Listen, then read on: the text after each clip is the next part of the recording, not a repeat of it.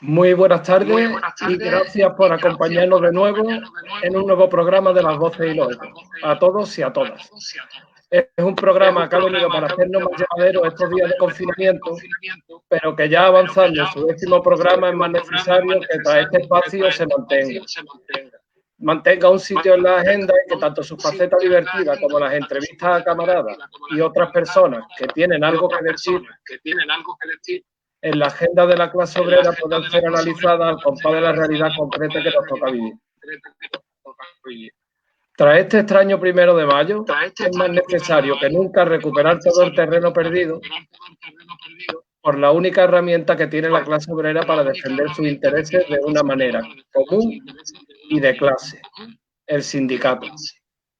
Y en este caso, nuestro sindicato de referencia, que no es otro que las comisiones obreras. Hoy contamos con un invitado de lujo, todo un secretario general de la Federación de Industria, Andrés González Gato. Muy buenas tardes, Andrés. Buenas tardes.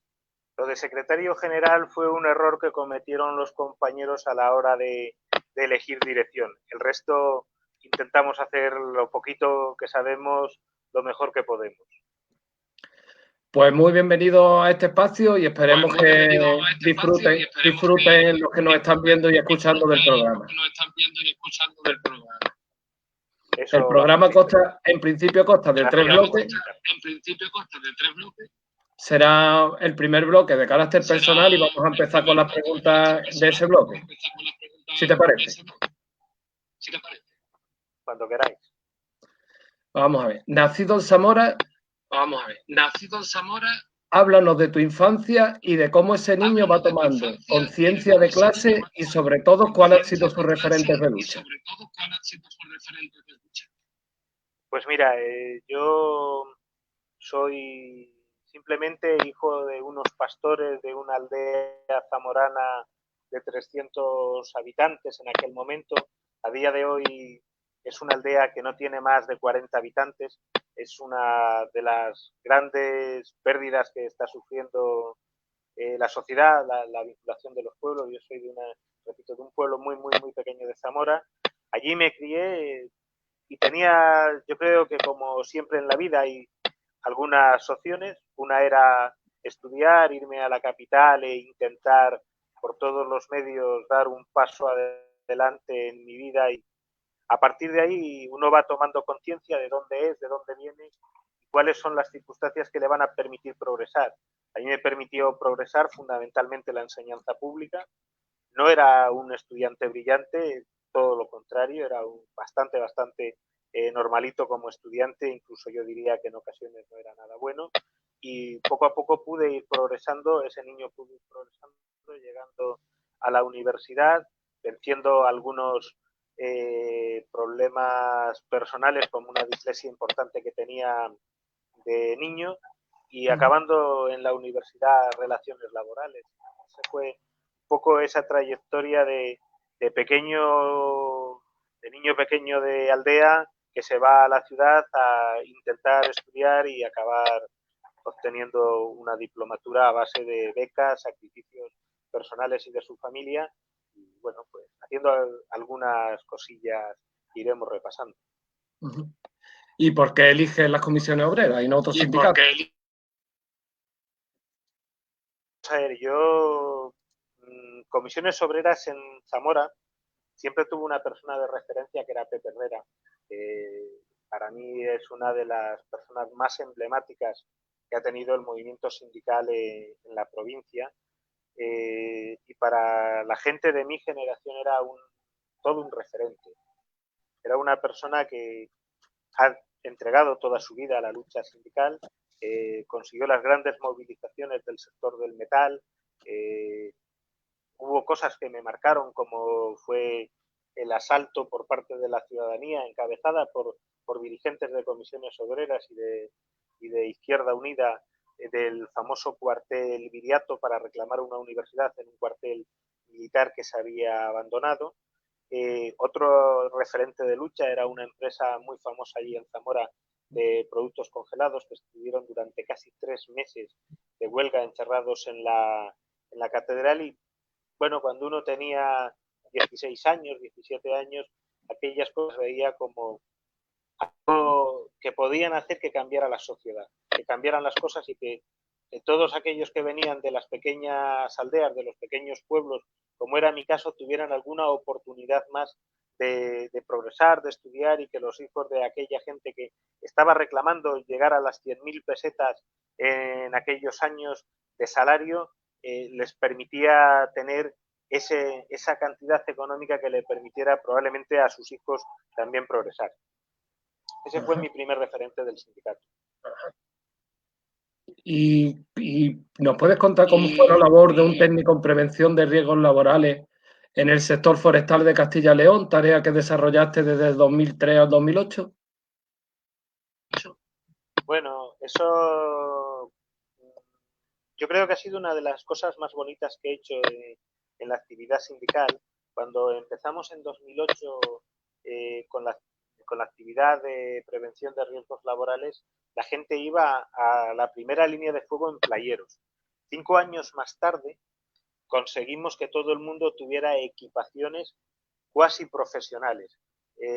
Fue duro, fueron muchísimas horas y muchísimos días de carretera por caminos impracticables donde no había fórmula humana de encontrar a las cuadrillas, era imposible hablar con las cuadrillas. Vuelvo a repetir, Málaga es un mundo absolutamente diferente a lo que es Castilla y sobre todo la Castilla despoblada de Zamora, de Salamanca, de la zona norte de León o de Palencia, que era donde yo estuve en las 4 provincias haciendo trabajos de prevención. Para poder contactar con los trabajadores de una cuadrilla tenías que ir a 3, 4, 5 pueblos diferentes porque no hay gente joven, porque no hay gente en edad de trabajar en esas zonas rurales y para generar una cuadrilla de 12 personas, de 10 personas, tenía que hacerse unos recorridos extrañísimos, pero bueno, al final conseguimos que el sindicato llegara, conseguimos que se cambiara un poco los métodos y los modos que tenía la gente, conseguimos que por primera vez en la historia hubiese un convenio colectivo en el año 2005 para que todos los trabajadores tuvieran una referencia base de un salario, que se integraran en el régimen especial, en el régimen general de la seguridad social, porque estaban en el régimen especial agrario en muchísimas ocasiones. Se consiguió que por primera vez la gente tuviese vacaciones, se consiguió que por primera vez la gente tuviese descansos de fines de semana, retribuidos, etcétera, etcétera. Fue un trabajo muy bonito y el tema estrictamente preventivo, repito, se pasó de la prehistoria a una situación relativamente normal, en la cual la gente tenía unas botas homologadas, tenía una ropa ignífuga, cosa que no habían tenido durante muchísimo tiempo. Y empezamos a hablar, lo que pasa que, bueno, la maldita crisis de 2008 nos consiguió frenar prácticamente todos aquellos avances.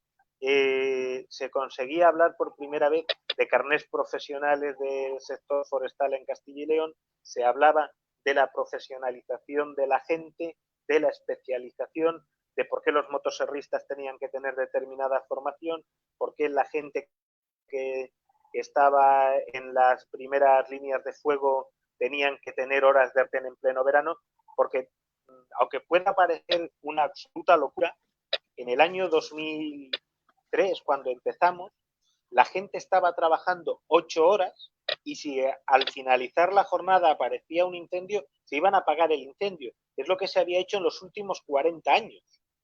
Y como tal se seguía trabajando.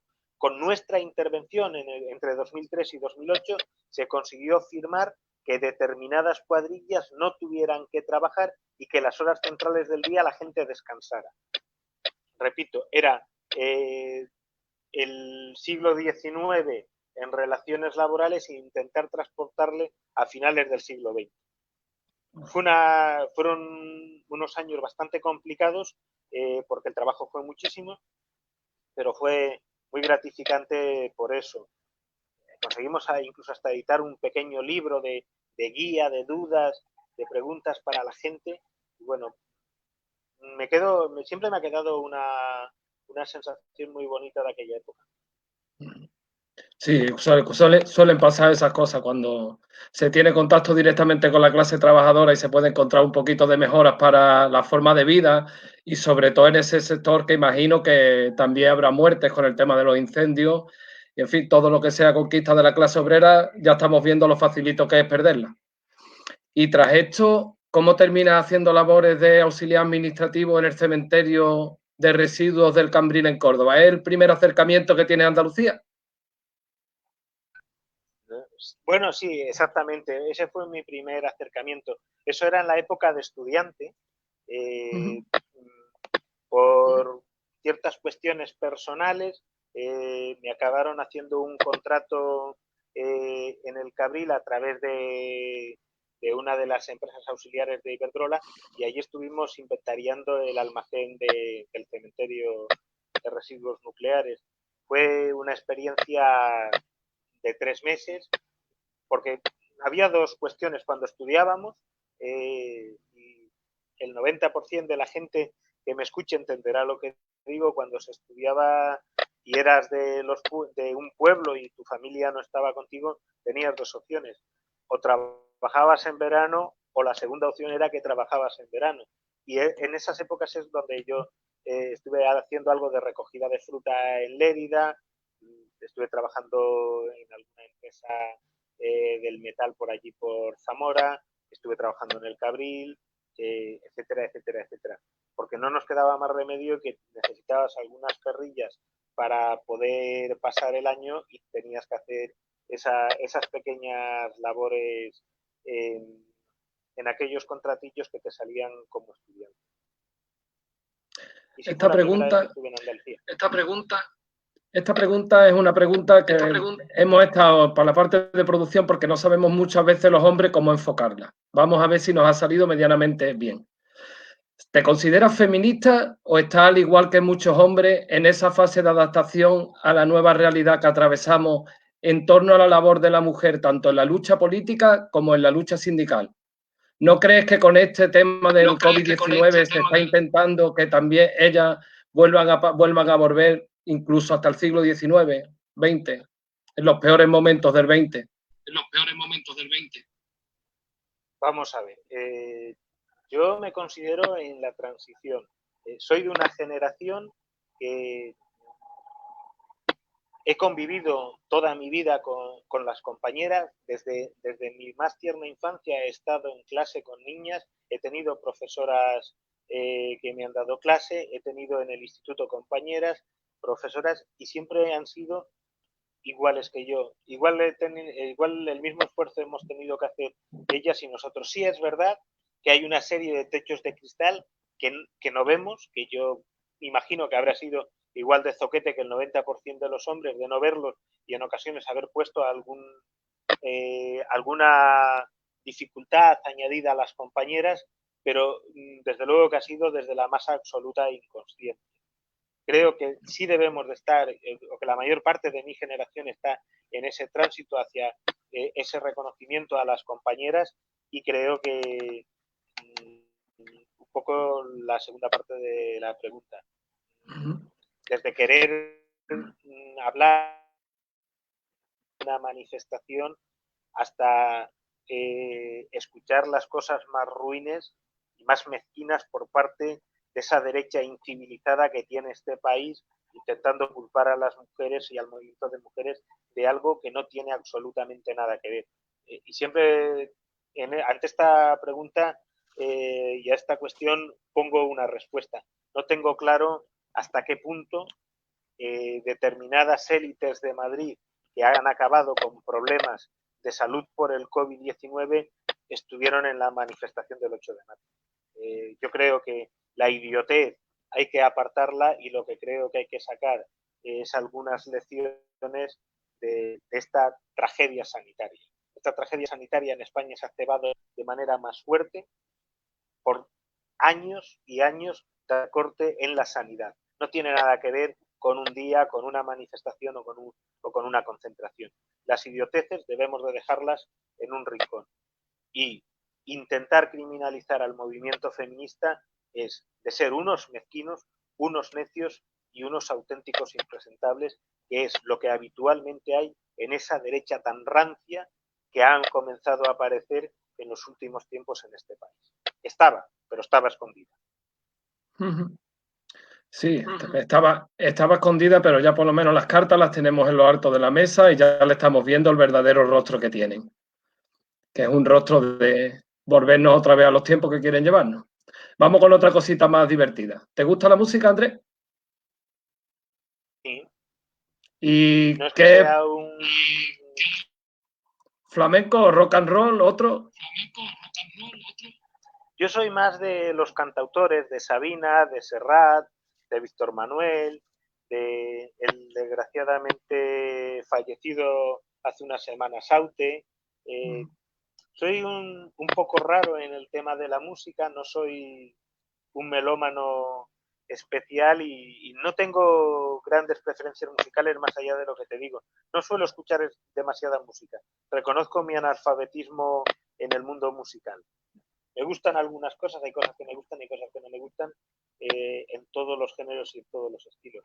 Pero yo soy más de esa música reivindicativa de finales de los 70, principios de los 80, con gente como Sabina, que creo que son auténticos maestros de la prosa y del verso musical. Pues muy bien. Pues vamos, no, me comentan que no tenemos, porque hemos terminado ya el bloque con tu perfil personal y ahora vamos a entrar en el político.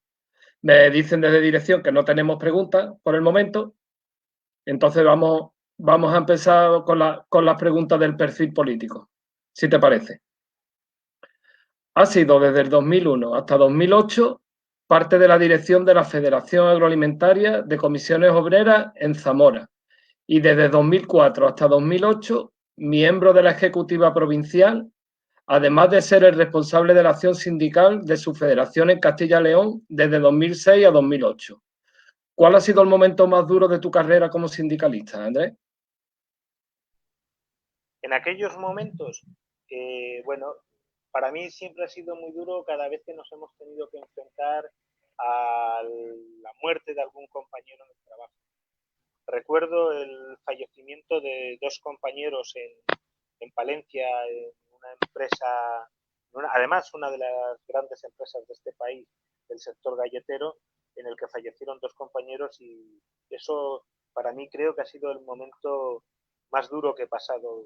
Una situación terrible, dolorosísima, con compañeros que eran gente en una edad que no era justo que murieran en aquel momento. Y además, y rompo una lanza, en este caso, por la propia empresa, es que el 99,9% de los sistemas y las medidas de prevención estaban tomadas, salvo aquel pequeño error que había, que sigo sin entender y lo he pensado muchas veces que dónde estuvo el fallo y nunca he llegado a saber dónde estuvo el fallo. Y le he dado 20 veces vueltas a la investigación y he pensado y he repensado.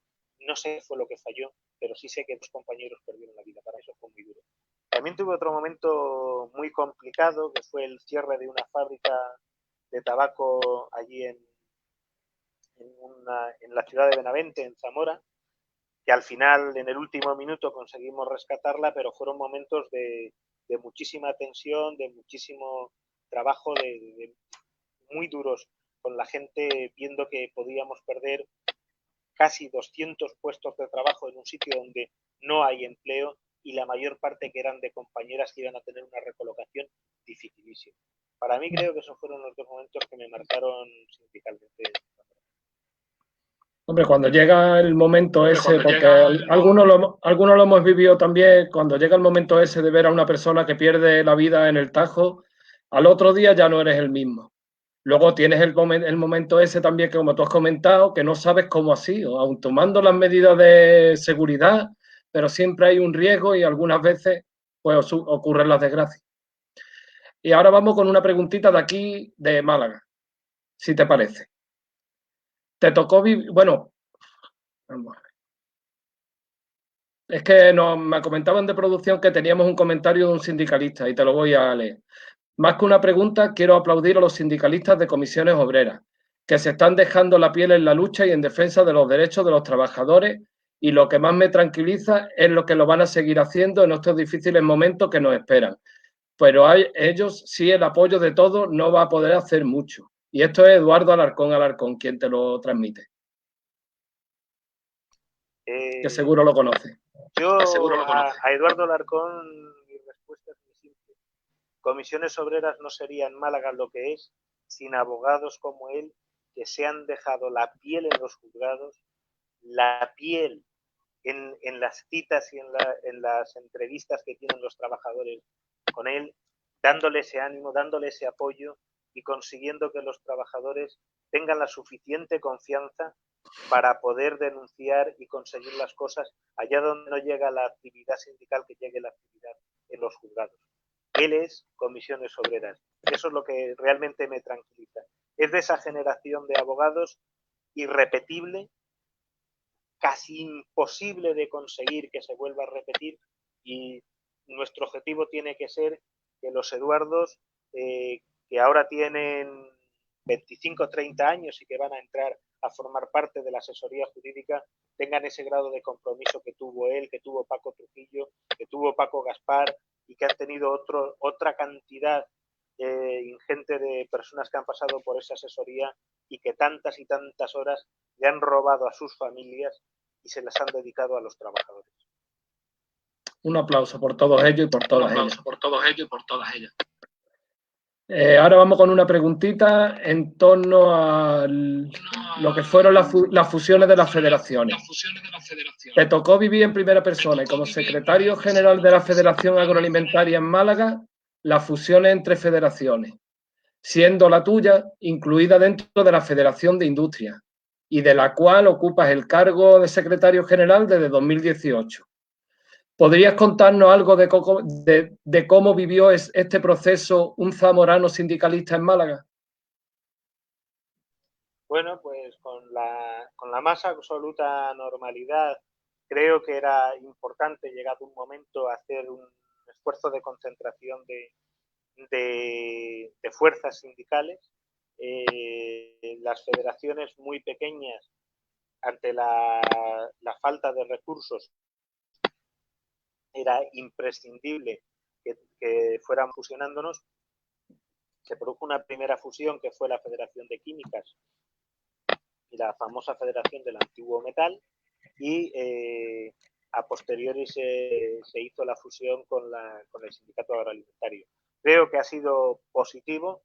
Sí, también digo que el proceso de fusiones en el interno del sindicato tenemos que repensarlo, porque tal vez sea necesaria alguna fusión más, pero tenemos que empezar a tener ya muchísimo cuidado con las fusiones, no siendo que hagamos macro sindicatos y que esos macro sindicatos se dediquen solamente a la empresa mediana y gran empresa y nos olvidemos de la gente que más nos necesita, que son aquellas empresitas que en ocasiones no tienen ni capacidad para tener representación sindical, porque son 2, 3 trabajadores, o que nos olvidemos de los compañeros que están en una situación más complicada, porque son aquellas personas que están en las empresas en las que están ellos solos y vienen con la duda de que no saben el convenio, no saben qué tipo de contrato, no saben si tienen derecho a la indemnización o no, etcétera, etcétera. Cuando hablamos de grandes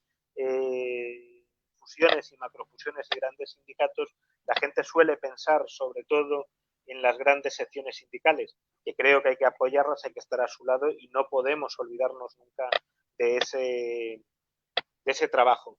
Pero me preocupa muchísimo que eso que nos lleva tantísimo tiempo y que al final es lo que nos da un número importante de afiliados y de delegados, nos haga distraer parte del foco de esa gente que más nos necesita, que es aquel mundo del trabajo no organizado, donde tan necesaria es la presencia del sindicato. Por eso creo que hay que darle una segunda vuelta a las fusiones y no caer en el error de generar dentro de la estructura sindical unas estructuras tan grandes que solo con las empresas que tengan más de 100 trabajadores copen todo el tiempo de las necesidades de las direcciones y de la estructura que tenga la dirección. hay que darle una pensada, hay que ver cómo tenemos recursos, cómo formamos a los sindicalistas de proximidad y cómo estamos cerca de la gente en cada minuto, en cada momento y en las situaciones más delicadas. Y ahora es uno de los momentos más delicados para estar más cerca, más unidos y más en el pie de tajo. Pues creo que tu respuesta viene bien, se puede hilar bien con la próxima pregunta que te voy a realizar. ¿Crees que la ciudadanía se hace una idea de lo importante que es contar con esta herramienta para nuestra clase como es el sindicato en estos momentos? Vamos a ver. Yo creo que nosotros somos hijos de nuestra historia. El movimiento sindical en este país creo que no tiene el reconocimiento social que debiera de tener. Parte de las libertades a las que se llegó en este país son fruto del esfuerzo de dos organizaciones, el Partido Comunista en el apartado político y las comisiones obreras en el apartado sindical. Ellos nunca tuvieron el reconocimiento, creo, el reconocimiento social que merecieron, porque en el año 75 el dictador muere en la cama, pero la dictadura muere en la calle. La dictadura muere en la calle, como decía aquel nefasto ministro franquista, porque había una galerna de huelgas. Simplemente lo que había era una ansia de libertad en este país, encabezada y incardinada por las comisiones obreras que habían estado trabajando para ese momento durante muchísimo tiempo, con una represión salvaje, brutal por parte del Estado y de los sectores más refractarios al cambio.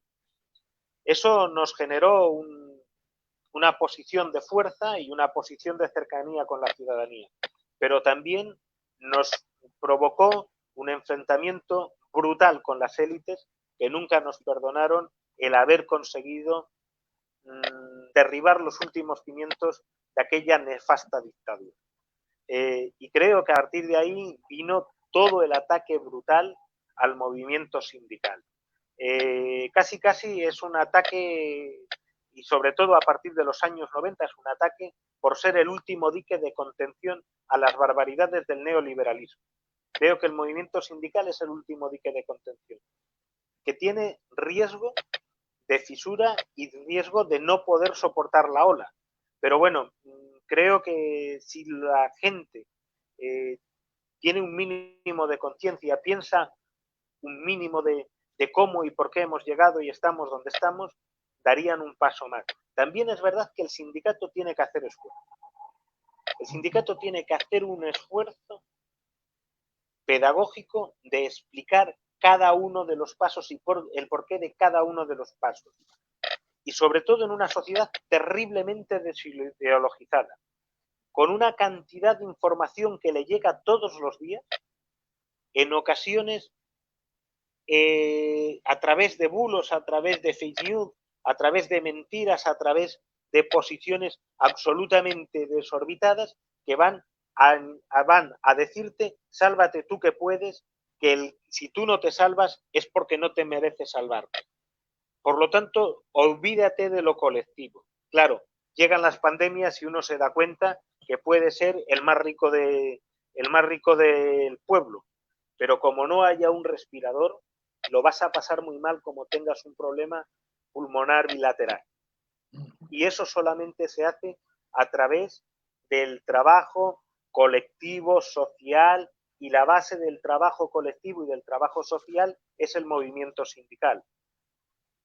Tenemos que hacer un esfuerzo de cercanía, tenemos que hacer un esfuerzo de estar al lado de las personas, tenemos, sin renunciar a nuestra historia y reconociendo nuestra historia, explicar el cómo y el por qué hemos pasado por algunas fases en las que creo que no hemos estado lo suficientemente cerca de la gente que lo pasaba mal en ocasiones para que volvamos a ese origen inicial de comisiones, a esas comisiones obreras.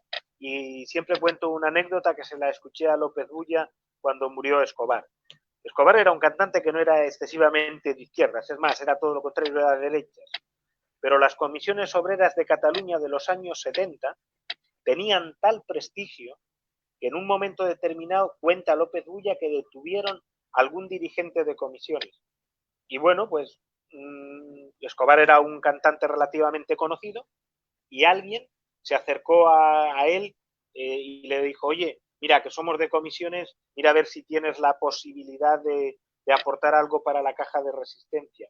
Hablo del año de finales de los 70. Cuenta López Bulla que les dio 1.000 pesetas y que les dio su teléfono personal y les dijo, si tengo que hablar con alguien, este es mi número de teléfono y pedidme lo que necesitéis. Yo quiero ese prestigio para mi sindicato.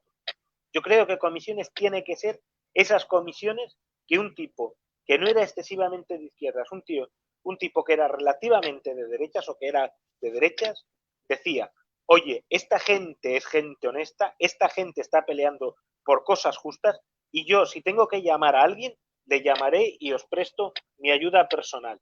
Creo que tenemos que hacer el esfuerzo inmenso en la organización para llegar a ese nivel de entendimiento con la sociedad. Si eso lo hacía alguien que no era excesivamente de izquierdas, ¿qué pensarían los trabajadores de aquellas comisiones obreras? Lo que pensaban. Sois nuestro único arma. Y Andrés, ¿tú crees que con esta pandemia y con este enemigo invisible al que te has referido hace un momento, el COVID-19, se está haciendo grande ese refrán tan español de que no hay mal que por bien no venga, para que la clase obrera vuelva a tener de nuevo esperanza en ustedes tras la labor que estáis realizando, por sobre todo con el tema de los ERTE?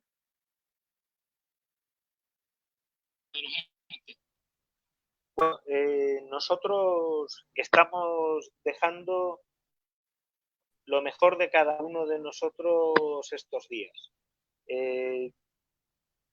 Si tenemos que recuperar el prestigio por la pandemia, ojalá no lo hubiéramos recuperado. Yo creo que nuestro prestigio tiene que recuperarse en el trabajo diario, en la cercanía con las personas, en el de escuchar a la gente y en ayudar a la gente cuando más nos necesita. Ahora es un momento en el que la gente nos necesita.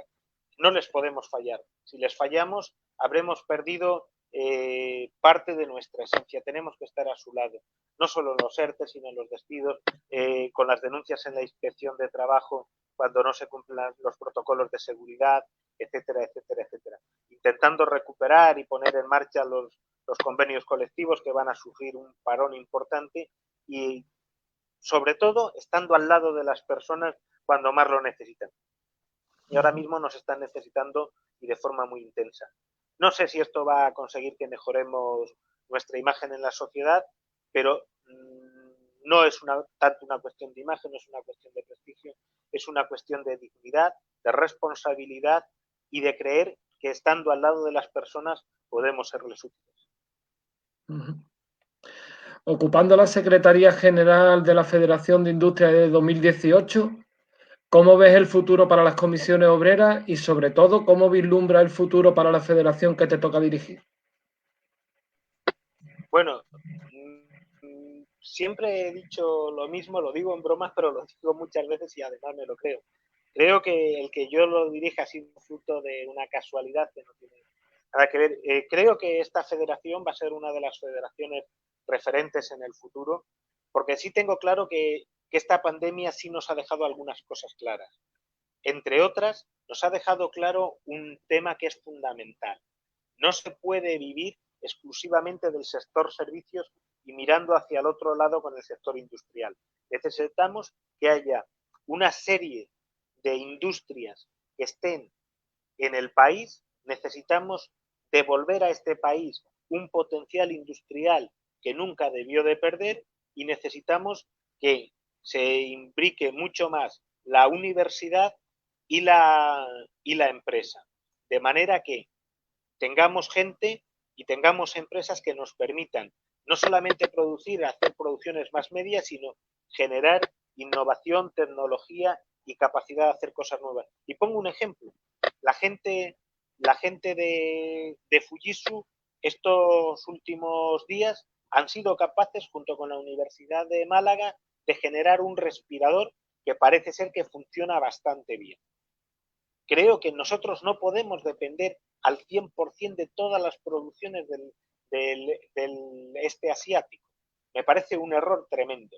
Creo que la Federación de Industria va a tener muchas cosas que decir, porque la recuperación de este país no puede ser caer siempre en los mismos errores de trabajo precario, de contratación espuma, de que si la cuestión económica va muy bien, se genera muchísimo empleo, al primer soplido que vienen maldadas se destruye empleo a mansalva, y creo que necesitamos solidificar la industria, que es lo que nos permite, ante cualquier situación de crisis, afrontar la misma desde cierta capacidad de resistencia. Si no, seremos un país que sin querer obviar la importancia que tiene el sector terciario y los servicios, tendremos que ser un país absolutamente dependiente de todo. Yo no quiero que mi país, yo no quiero que mis hijos y que las generaciones futuras, incluso nosotros mismos, estemos en una dependencia absoluta de factores tan esenciales y tan importantes como los que se pueden producir en cualquier momento.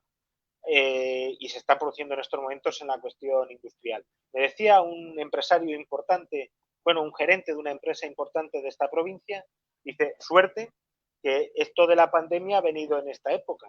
Si esto llega a venir dentro de 10 o de 15 años, con los proyectos que hay de sacar fuera de la provincia de Málaga determinadas industrias de transformación agroalimentaria, dice, pues no sé, y vamos a tener que comer cantos rodados en la playa. Yo creo que la industria y el sindicato que en este caso la representa va a tener una importancia capilar en el proceso de reconstrucción económica y social del país.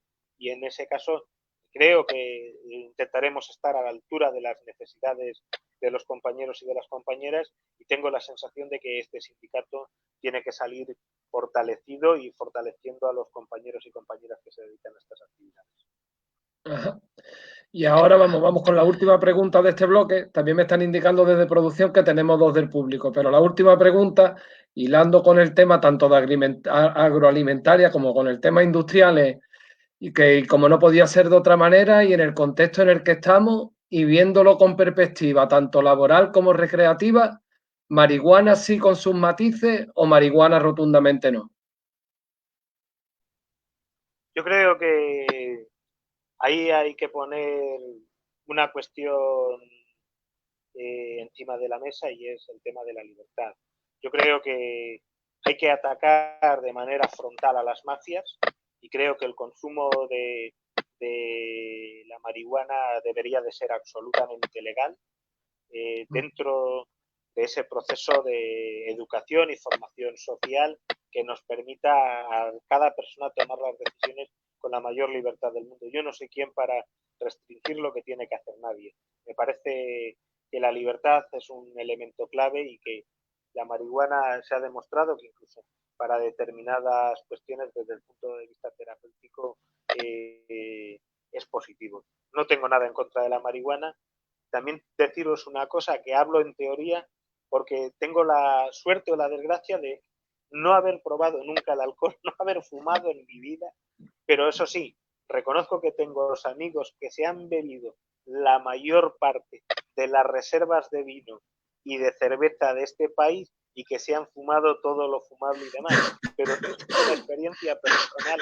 En este caso no os puedo dar matices personales más allá de teoría.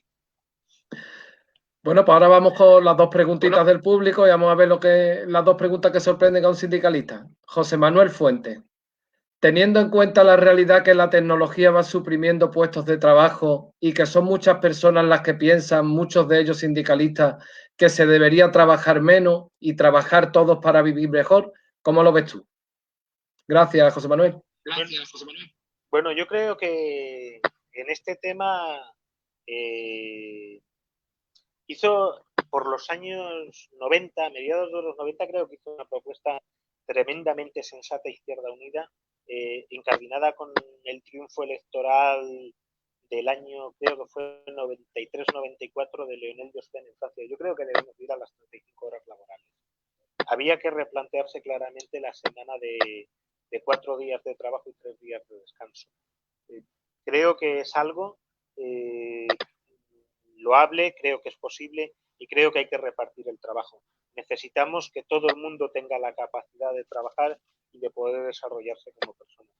Sé que esto va en contra de las lógicas que plantea el neoconservadurismo y el neocapitalismo, pero creo que tenemos que hacer una propuesta seria, responsable en esa dirección. ¿Cómo, cuándo y de qué manera? Hay que darle una pensada, la tecnología nos va a ayudar, pero creo que estamos en disposición de afrontar en no mucho tiempo el reparto del trabajo, porque es cierto que no va a haber trabajo para todas las personas y que todas las personas tienen el derecho y el deber de trabajar. Creo que es una forma del desarrollo integral de la persona, del trabajo, y además porque también creo que quien no trabaja vive sobre las espaldas del resto. No creo que sea bueno para nadie vivir a espaldas de los demás. Creo que todo el mundo tiene que trabajar, que tiene que tener derecho al trabajo y es un deber también trabajar. Ajá. Vamos con otra preguntita del público. Vamos con otra preguntita. Miguel García Osorio. ¿Qué les diría a esos trabajadores que piensan que los sindicatos no sirven para nada? Bueno, lo que les decimos siempre, acercaros, dadnos la oportunidad de demostraros que somos capaces a poderos ayudar cuando tengáis algún problema y una vez si os hemos defraudado y si entendéis que la estructura del sindicato tal y como está configurada ahora no sirve, cambiar la estructura porque el movimiento sindical sí ha servido, va a servir y seguirá sirviendo. Las vacaciones no las regaló nadie. Se acaban de celebrar hace unos días los 100 años de la huelga de la canadiense, que fue lo que consiguió que en este país se estableciera una jornada de 8 horas. Años más tarde, no recuerdo el nombre del dirigente anarcosindicalista que dirigió aquella huelga, fue asesinado a tiros por pistoleros de la patronal. El sindicato sirve, el sindicato sirvió siempre y el sindicato va a servir toda la vida. Eso sí, nos van a calumniar, nos van a insultar, nos van a denigrar y van a intentar que los trabajadores no crean en el movimiento sindical. Pero creo que solamente tenemos un arma para afrontar todos esos retos y todas esas críticas y demostrarle a quienes no creen en nosotros que somos gente honesta, que somos gente leal y que somos gente que vamos a estar a su lado siempre. Y eso es también un poco de ese testimonio personal que tenemos que dar cada uno de nosotros, no solamente con las palabras, sino con nuestros actos. El que la gente sepa que nosotros estamos desde las 7 de la mañana hasta las 12 de la noche y que nos puedan llamar por teléfono, creo que prueba que no tenemos varitas mágicas, pero que para algo servimos porque somos capaces de darle respuestas cuando ellos tienen infinidad de dudas. Como vamos muy bien de tiempo, me dice que tenemos 2 preguntitas más. Vamos con ellas. Lolo Moreno Rosa. ¿Las reformas laborales pendientes toca esperar o en no largo plazo será el momento? Gracias, yo creo Lolo. Que... Gracias, Lolo. Gracias, Lolo, por la pregunta. Igual que al resto de compañeros que han hecho preguntas, gracias por las preguntas y sobre todo por el estilo de las preguntas profundamente respetuosas.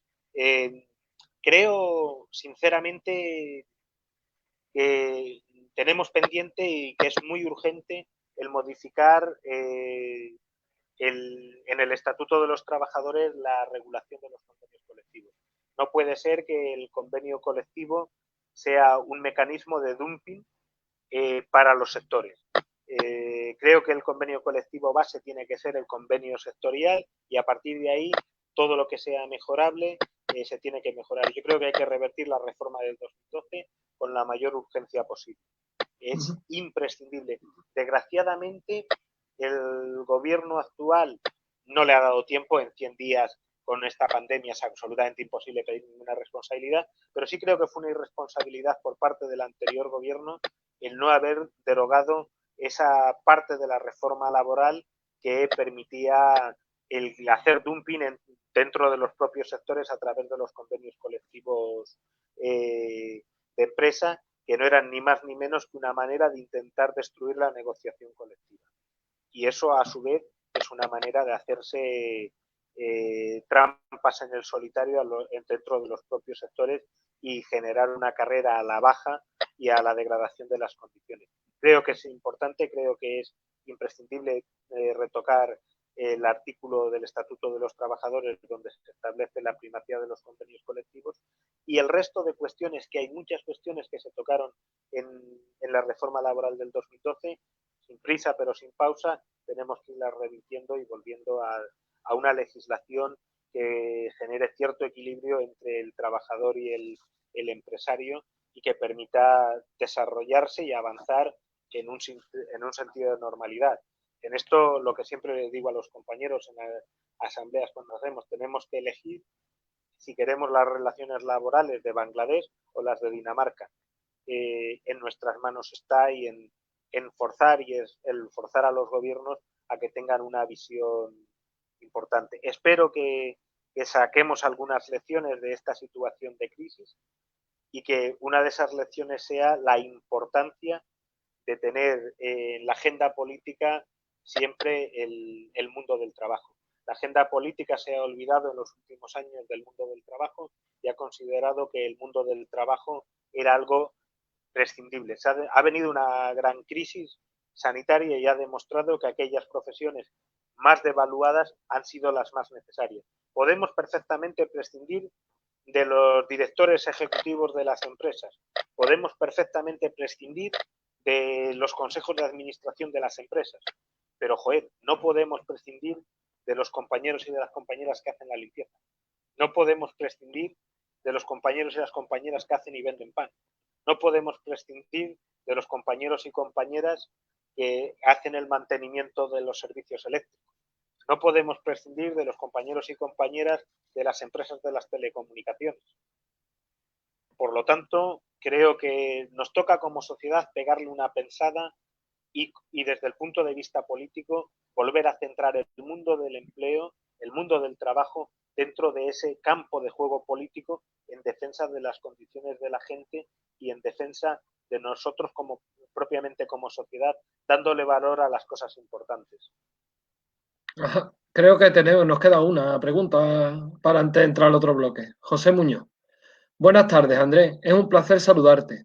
¿No cree que uno de los principales problemas que tenemos hoy en industria y en otros sectores es la economía sumergida que hay actualmente en la provincia? ¿Sería esto un buen momento para poner las bases e intentar acabar con ellas? Gracias, José. Gracias, José. José es un tipo encantador, es uno de esos grandes sindicalistas que tiene esta casa, que debería de estar él aquí y no yo, porque él sí podría dar grandes lecciones de sindicalismo que yo humildemente no puedo dar, porque no he tenido esas batallas que él ha tenido en esa empresa tan importante como es la suya y que tantos puestos de trabajo tiene en la zona aeroportuaria, en el aeropuerto de Málaga. Sí, creo que es el momento de que nos tomemos muy en serio la economía sumergida. Yo creo que este país tiene en el entorno de entre el 18 y el 20% de su economía sumergida, la cual no tributa, la cual no genera capacidad de recaudación por el Estado, y creo que es el momento de dar un paso al frente y que se pongan encima de la mesa todos aquellos mecanismos que permitan generar empleo, que permitan generar unas sinergias económicas sanas, transparentes, claras, que respeten los derechos laborales y que permitan las producciones y que no le hagan competencia desleal a aquellas otras empresas que cumplen escrupulosamente con la ley frente a ese grupo de golfos y canallas que buscan el subterfugio de la economía sumergida para intentar descapitalizar a los empresarios y a las empresas serias y responsables que también las hay en esta provincia. Creo que la lucha contra la economía sumergida tiene que ser una lucha sin cuartel, sin lugar y sin horario. Necesitamos aflorar toda la economía productiva que tiene el país y sobre todo poner encima de la mesa que no se puede vivir en la trampa fiscal ni en la trampa laboral y económica. Ajá. Pues vamos a cambiar ya, vamos a entrar en el último bloque antes de terminar con esta parte de la entrevista, y es un bloque que se denomina bulos. Vamos con la primera, Andrés. ¿Son los sindicatos y sus liberados y liberadas el mayor problema que tiene nuestra clase, como desde hace tiempo nos están haciendo creer?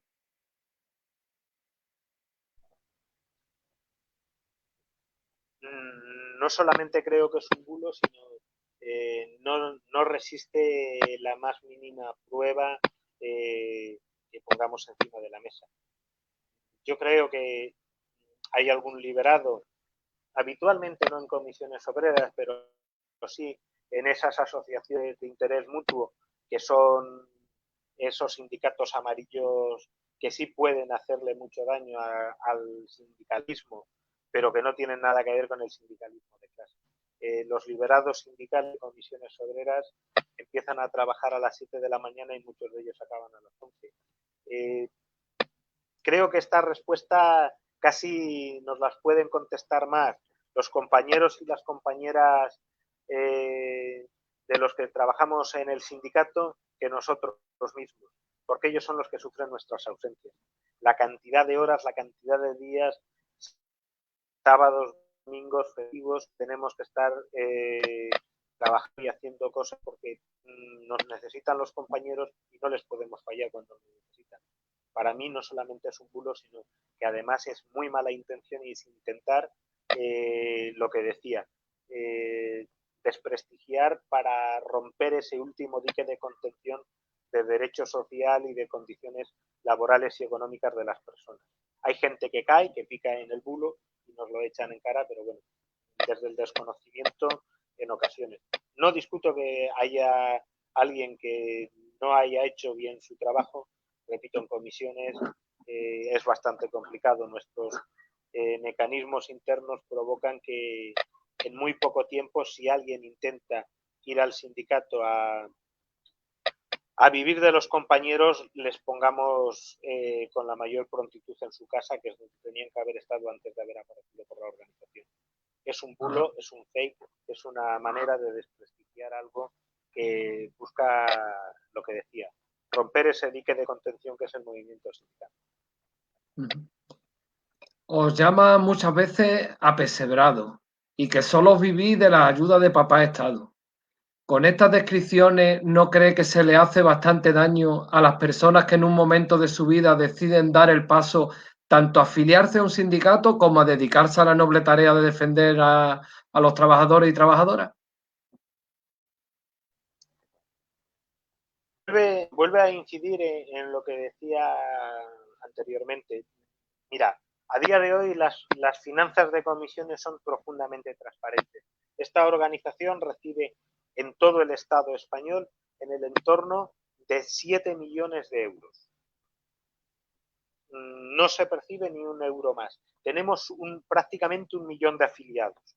Negociamos convenios colectivos para en el entorno de 8 millones de personas. Hacer una negociación, elegir 100.000, ciento y pico mil delegados, conlleva una tarea brutal de recursos económicos que aparecen vía de la aportación escrupulosa de nuestros afiliados, y lo otro no es ni más ni menos que la participación, la mínima participación que tenemos por la cantidad de horas que en ocasiones tenemos que acudir a diferentes foros donde tenemos que tener voz y presencia porque la ley lo dice, los estatutos de autonomía no lo reconocen y la propia Constitución no lo reconoce. Este país que de la noche a la mañana es tan constitucionalista y que aquí todo el mundo habla de la Constitución, parece que se olvidan que el movimiento sindical tiene incardinación en la Constitución española. Ni somos aperseverados ni hemos sido nunca aperseverados. Eso lo explicaba muy bien Marcelino Camacho, uno de nuestros referentes políticos ideológicos dentro del sindicato. Ni nos domaron, ni nos domesticaron, ni nos van a domesticar. No nos van a doblar, no nos van a domar, no nos van a domesticar. Vamos a defender lo que creamos, con independencia de quién sea la fuerza política que esté al frente del gobierno. Y haremos acuerdos también con todo aquel que esté al frente de las instituciones que haga algo que defienda a los trabajadores. No nos van a convencer nadie por otra vía que no sea por la mejora de los derechos de la gente. Pues ya solamente nos queda la última pregunta antes de pasar al siguiente bloque, que ya será... ¿Es verdad, como se dice en los mentideros de este país, que son los lobos los que están guardando a las ovejas y no verdaderos y verdaderas pastores de la lucha sindical? ¿Cómo lo ves? Yo creo que en la lucha sindical tenemos demasiados lobos, pero nunca desde el lado del movimiento sindical. Hay mucha gente intentando desprestigiar el trabajo del sindicato. Esa noble labor, como te decía, yo soy hijo de pastores, que creo que es el pastoreo. Creo que desde el sindicato intentamos, en la medida de nuestras posibilidades, unir al rebaño y defender al rebaño del ataque de los lobos. Es complicado porque el rebaño es muy grande, porque cada vez está más disperso, pero nuestro objetivo es que nuestro rebaño llegue indemne a la edad de jubilación y que tenga esa etapa final de su vida lo mejor posible. Ese es el noble trabajo que hace el sindicato, defender desde que entra alguien en el mundo del trabajo, incluso el mundo del trabajo, hasta el final de tu etapa como a posteriori, defendiendo que tenga que haber pensiones en condiciones para nuestros mayores. Es la organización. No sé si somos buenos pastores, no sé si conseguimos unir bien al rebaño, pero sí tengo muy claro que desde luego que nosotros no somos quienes atacamos a nuestro rebaño. Nos atacan al rebaño desde fuera, nunca desde dentro. Muchas gracias por tu respuesta, Andrés. Ahora vamos a pasar, ya terminado ya con el tema de las preguntas, vamos a pasar a otra parte más distendida de nuestro programa, los ecos y las voces, que se denomina, o sea, es la actualidad según Miguel Garistea. Nos ponemos un vídeo, él presenta la actualidad, no sé si lo conoce, y luego él te hará unas preguntitas.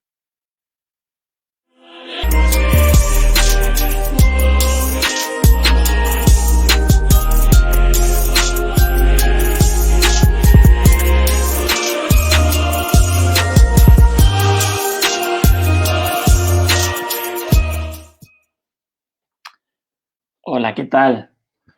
¿Cómo lleváis la desescalada? Yo estoy más perdido que Pablo Casado en la Facultad de Derecho. En la facultad o en cualquier sitio. Porque no sé si habéis visto, pero creo, ayer creo que fue, Pablo Casado se paseó pasando revista por las Puertas del Sol. Si podemos pinchar una imagen. Miradlo. Como si fuera un jefe de Estado. ¡Pah! Ojo, Felipe, que para el próximo desfile de las Fuerzas Armadas lo mismo tienes competencias. Pablo, no eres presidente ni de la comunidad de vecinos de tu bloque. Lo único que presides es el primer partido condenado por corrupción en la democracia española.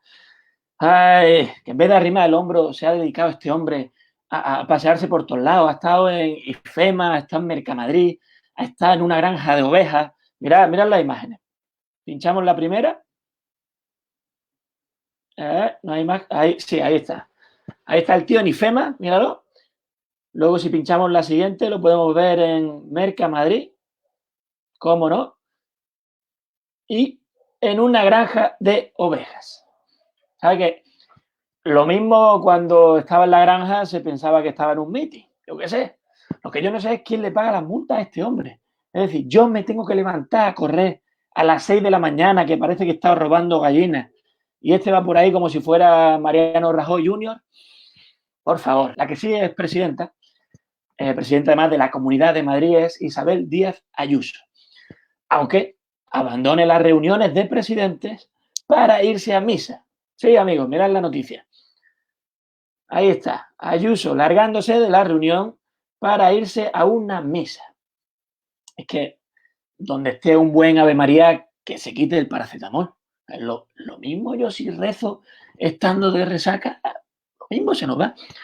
A ver, que yo entiendo que la situación es complicadísima. Es más difícil que encontrar un rímel waterproof Y es chungo para todos, ¿no? No solo para ella. Entonces estaría feo, por ejemplo, echarle las culpas a Ayuso de, no sé, de las muertes, de todos los ancianos que han muerto en las residencias de Madrid, por ejemplo, porque estos son competencias de las comunidades, recordémoslo.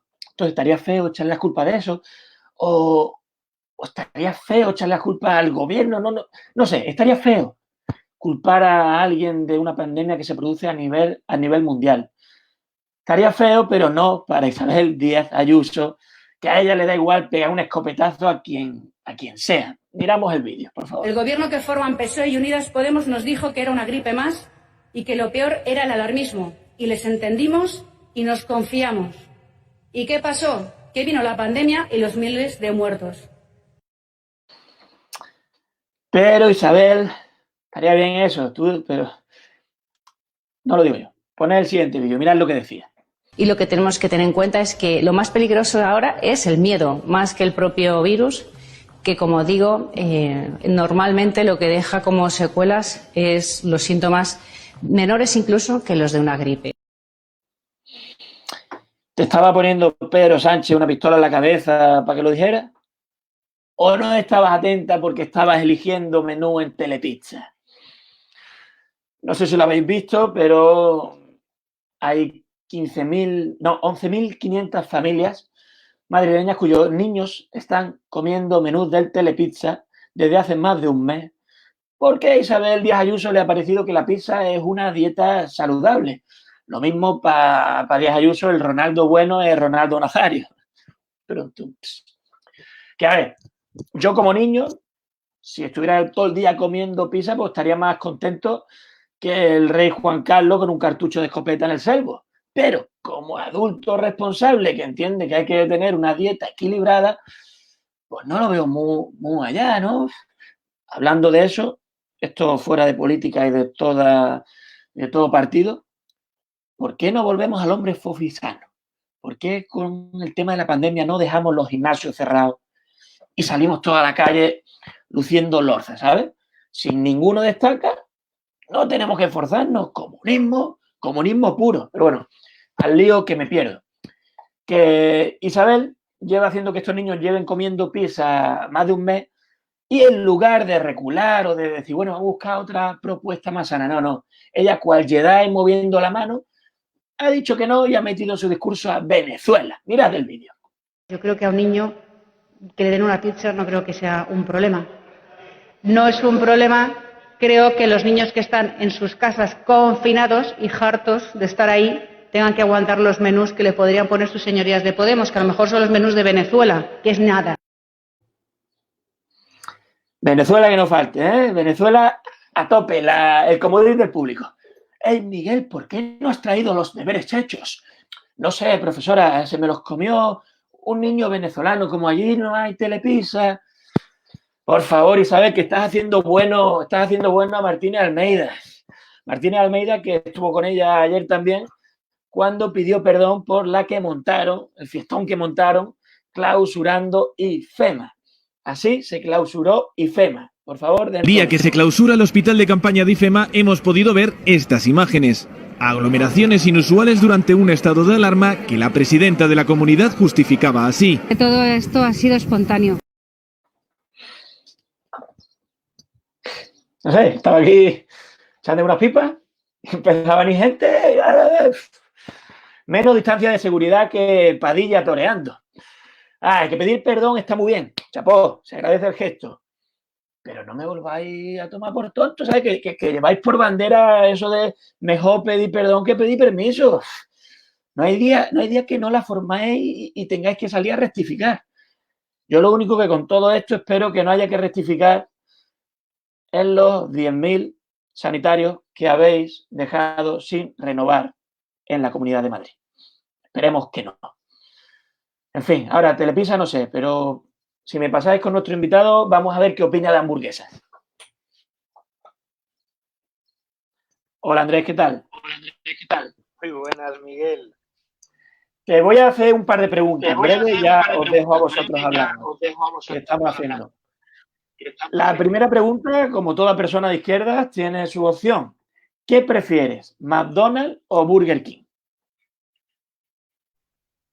Bueno, yo si tengo que elegir, elijo un tomatito en rodajitas finas con pan y con jamón, si tengo la posibilidad de elegir. No soy nada partidario de la comida basura. Me gusta la comida sana, me gusta comer bien, pero no me gustan ni las hamburguesas, ni el Burger King, ni el McDonald's. Lo siento mucho, no sabría por qué. Yo eso lo veo muy bien. Ahora, de aquí a unos añillos, cuando entre un nuevo gobierno más de derecha, veremos a ver lo que comemos. Vale, y la siguiente pregunta, ya te dejo con nuestro compañero. Si tuvieras la opción de mandar a cualquier persona del mundo a un gulag, ¿a quién mandarías al gulag? Yo no mandaría a nadie al gulag, porque si yo tuviera la oportunidad no habría nunca ningún gulag.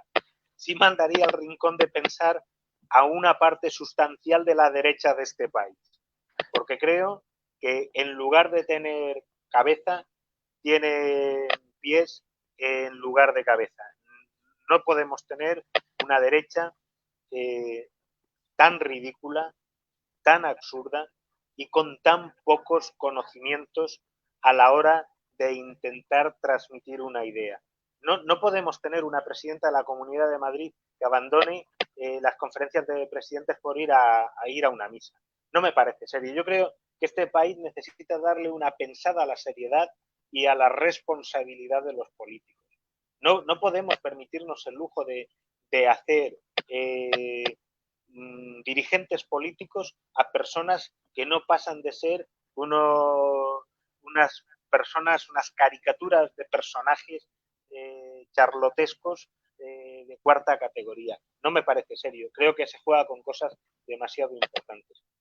Comparto tu reflexión sobre lo que has dicho y lo que está pasando en la Comunidad de Madrid, y me parece que sería muy importante, porque creo, siempre he creído en el pluralismo político, creo que tiene que haber gente, y que hay gente que tiene un pensamiento neoliberal o capitalista, que es legítimo, que me parece bien, que respeto, pero dentro de unos márgenes. La nueva derecha española está fuera de los contextos y de los parámetros normales. Debemos de intentar entre todos, también a lo mejor desde la izquierda tienen que tenderle la mano para que vuelvan a la racionalidad del discurso conservador, porque es su forma de entender la vida, porque es su forma de entender la economía, pero dentro de parámetros lógicos y fuera del histrionismo y fuera de la estupidez permanente que está transmitiendo actualmente una parte sustancial de la derecha de este país, y una derecha que ha gobernado este país durante 16 años o 15 años.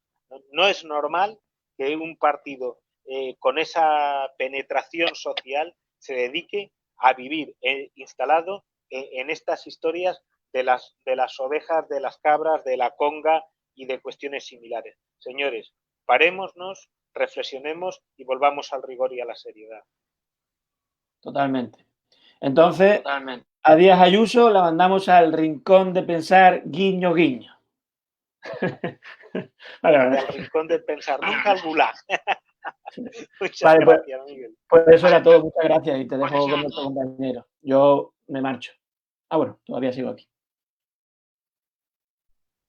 Nos vemos la semana que viene.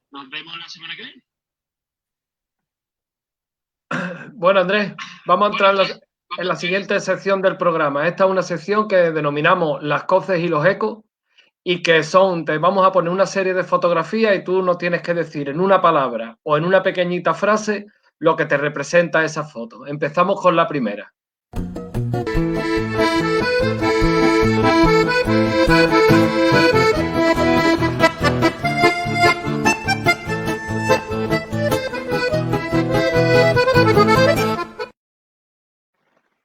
La primera, la constitución de las comisiones obreras. La constitución de las comisiones obreras. El inicio de un sueño que se convirtió en realidad y que mejoró la vida de las personas. Vamos con la segunda. Vamos con la segunda. José María Fidalgo. Creo que ha sido uno de los dirigentes del sindicato desde el punto de vista intelectual más capacitado, pero también la persona más rencorosa de esta organización que he conocido. No supo perder el Congreso. Vamos con otra. Nuria. Me parece la imagen actual de Comisiones Obreras. Es una mujer con un nivel de trabajo y de capacidad de análisis sindical y político extraordinario. Creo que va a ser una persona con un recorrido muy amplio en esta organización. Vamos con la siguiente. Aznar.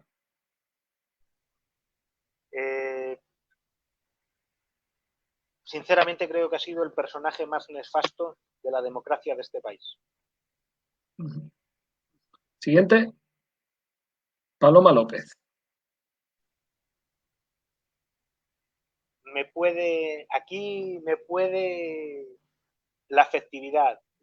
Le tengo un cariño tremendo a Paloma. Una gran sindicalista, una magnífica política y una excelente persona. Vamos con la siguiente. Esta iba por las facetas de la pregunta que te hicimos de música. No sé si lo conoces. Esto, pues, tus amigos los del vino, seguro. Es Rafael Farina. Cantante flamenco. Exactamente. Perfecto. Salmantino de Pro. El folclore español de los 50 y los 60. Vamos con la siguiente. Rosa Ortuño. Nuestra Rosita. Lo mejor que puede haber en un jardín siempre son las rosas. Lo mejor que hay en la izquierda de Málaga es Rosa Ortuño. Qué bonito. Vamos con el siguiente. Este es el que se fumó, tus amigos se bebieron el vino y este se lo fuma. ¿Lo conoce, Andrés? Es todo un personaje, sí, claro, por supuesto. Evaristo Páramo, para que no sepa la incorrección dentro de una coherencia personal aplastante. Un tipo que desde la incorrección tiene una coherencia aplastante. Evaristo es uno de los grandes de la música de este país. Siguiente. Antonio Herrera. Si con Paloma, con Rosa, me puede los sentimientos, con Antonio me pasa lo mismo. Creo que fue un muy buen dirigente sindical de Comisiones Obreras de Málaga y sobre todo es mi amigo. Siguiente imagen. Guarido. Probablemente uno de los tipos más íntegros que nadie se puede echar a la cara. El mejor alcalde que ha tenido Zamora en toda su vida. Y quiero hacer aquí, permíteme un segundo, una puntualización. Tuvo una desgracia personal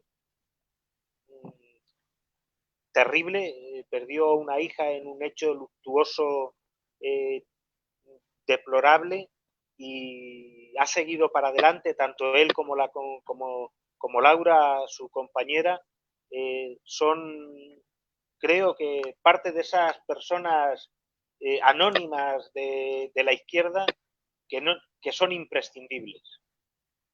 Son personas tremendamente grandes. Y junto a ellos pondría a un camarada de Zamora que falleció hace unos días, que se llamaba... Ay, se me ha ido el nombre, leche. Miguel Zamorano, y en el mismo escalafón pongo a Amable García, pongo a Paco Molina, pongo a mi amigo Miguel Ángel Viñas. Veo que son gente que son la esencia de la izquierda en Zamora y que son los que han conseguido, después de muchos años y de mucha lucha, tener un ayuntamiento saneado y un ayuntamiento con personas absolutamente decentes. Va a ser muy difícil que Zamora, cuando llegue el momento del cambio político que llegará, vuelva a tener un alcalde con la honestidad y con la bonomía de Paco Guarido. Siguiente imagen. DECOP. DECOP es, o debía de ser, esa referencia. Yo creo que este país tiene varios problemas desde el punto de vista empresarial. Uno de ellos es el tamaño de empresa. Y creo que hay muy pocas grandes empresas y que hay infinidad de microempresas que no son capaces de resistir por falta de capitalización cualquier crisis económica. Creo que DECOP debiera de cumplir esa función de ser el emblema agroalimentario de Málaga, que no tengo claro que lo esté siendo. Siguiente. Von der Leyen. Bueno, creo que es un melón por calar. No viene de la mejor tradición, pero vamos a ver si es capaz a entender la necesidad que tiene la Unión Europea de comandar la reconstrucción de Europa. Si ella tiene la suficiente capacidad de explicar en el centro y el norte de Europa la importancia de ese plan de reconstrucción que va a tener que aparecer sí o sí tras la crisis tan grave que va a generar la pandemia del COVID. Vamos a ver. Nos queda solamente una imagen, pero me dicen de producción que a ver si podemos hacer más rápido y sobre todo porque la foto que hemos intentado buscar es una foto entrañable y te diremos sobre qué personajes vamos a preguntar, pero ahí dejamos la foto. Siguiente imagen. Te preguntamos concretamente por el autor del libro, por Martínez Foronda. Martínez Foronda, me parece, es otro de esos tipos entrañables. Creo que es el historiador por excelencia de comisiones en los últimos años, quien está escribiendo esa tradición del movimiento sindical en Andalucía y está haciendo una magnífica labor.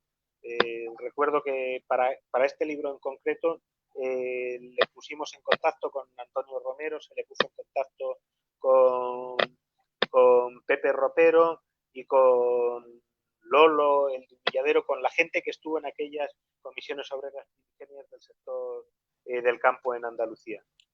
Creo que es un buen historiador. Pues ya hemos acabado con la sección de las coces y los ecos y ahora ya vamos a ir cerrando el programa.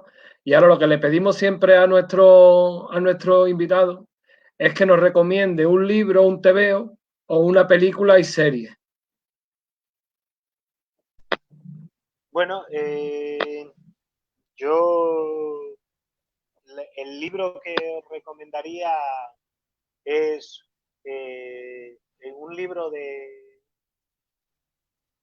un escritor inglés que se llama Owen y... Ay, espérate, que se me ha ido. De verdad, tengo la cabeza... Chaps. El libro es Chaps, que trata de reflejar la decadencia de la clase obrera británica y cómo se trata de estigmatizar a la clase obrera. Me dicen desde producción que nos quedaban dos imágenes.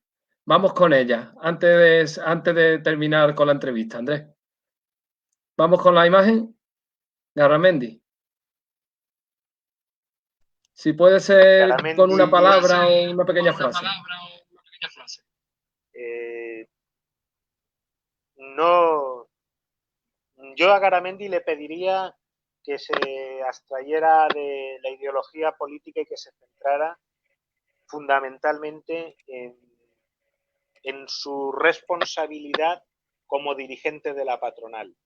Más allá de sus ideologías personales, que plantee todas las cuestiones que tenga que plantear como dirigente de la patronal, pero siempre pensando en el movimiento asociativo de los empresarios como patronal y no intentando jugar a hacer eso que en muchas ocasiones tienden a hacer, de hacer ideología desde la patronal.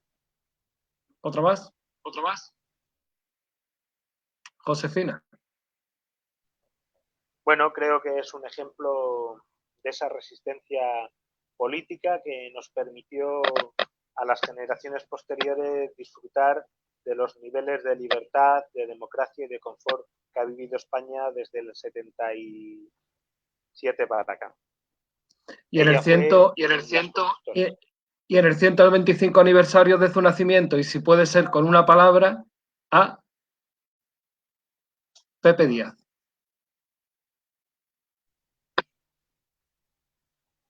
Otra persona irrepetible. Un magnífico organizador. Sin él, el movimiento a la izquierda del Partido Socialista, de la socialdemocracia, en España lo hubiera tenido muy complicado arraigar y generar esa estructura que generó y tener el partido que fue de lucha, de esfuerzo, de sacrificio y de llegada de la democracia a este país. Y Pepe Díaz, probablemente el movimiento comunista en España nunca hubiera tenido la penetración que tuvo. Pues nos quedamos en una serie o una película que nos ibas a recomendar. Una serie o una película. Bueno, hay muchas. A mí me encanta Ken Loach. Creo que siempre ha hecho un cine muy comprometido y que cualquier película de Ken Loach es muy recomendable para una tarde de domingo. Aparte de disfrutar del buen cine, te permite en ocasiones el tener la posibilidad de darle una pensada a cómo son las cosas y cómo nos intentan vender las cosas de manera diferente. Pues bueno, ya solamente queda recomendar por mi parte, que es lo que hacemos siempre, un libro. Yo voy a recomendar el de John Steinbeck, La Perla, que es un libro pequeñito, es un libro además de un premio Nobel y un libro que lo he leído ya unas pocas de veces y cada vez que lo leo me gusta mucho, pero a la vez también me duele por el sentimiento que tiene dentro este pequeñito libro. Y luego como serie, y la gente que me conoce es Mr. Robot, soy un enamorado de Mr. Robot y en fin, la tecnología y estas cosas es lo que tiene. Pues Andrés, ya solamente darte las gracias por esta entrevista que nos has dado, que ha sido muy interesante y que esperemos que la lucha sindical siga y siga. Muchísimas gracias, Andrés. Ha sido un placer. Muchísimas gracias, Andrés. Gracias a vosotros por haberme dejado compartir este rato con vosotros y siempre que lo estiméis oportuno estamos a vuestra disposición para pasar un rato tan agradable como el de esta tarde. Muchas gracias. Gracias.